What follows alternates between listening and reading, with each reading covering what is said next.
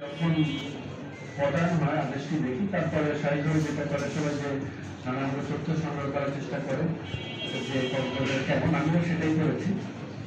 তো আমি জেনেছি যে এই কথাটা আবারও বলছি, আগে যেহেতু বলেছে তারপরে বলি, আপনাদের এই কক্সবাজারের পুরাতন নাম কেন, পালঙ্কি, হলুদ ফুল, এটার বাংলা মানে। আমরা সবাই মিলে চাই এই কক্সবাজার থেকে ফুলের মতন করে সাজানো। আমরা সবাই চাই কক্সবাজার থেকে আসলে মানুষ যেমন দেখতে চায়, সবাই যেমন দেখতে চায় সেরকম একটি আচরণ হতে। আমি মহান সৃষ্টিকর্তার প্রতি কৃতজ্ঞতা জানাই আমাকে জেলা প্রশাসক হিসেবে এখানে প্রদান করবার জন্য। আমি সরকারের প্রতি আন্তরিক কৃতজ্ঞতা জানাই। বহুদিন পরে হলো, কারণ আমার দায়িত্বটা জেলা প্রশাসক হয়েছে তারা 2021 সালে।